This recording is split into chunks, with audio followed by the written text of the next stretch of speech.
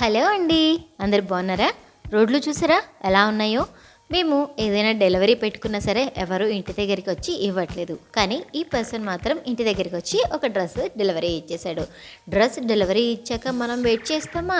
వెంటనే వెళ్ళి ఓపెన్ చేసి ఎలా ఉంది అని చెప్పి చూసేసాను అనమాట. చూస్తే బాగుంది అనిపించింది. సరే ఒకసారి వేసుకొని ట్రై చేద్దాం అనుకున్నాను.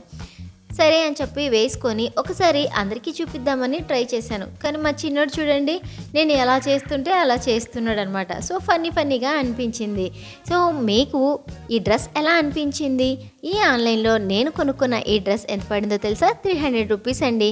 సో 300 రూపీస్కి ఏమొస్తుందిలే, డైలీ వేర్కు ఉంటుంది కదా అని చెప్పి ఉంచేసుకున్నాను.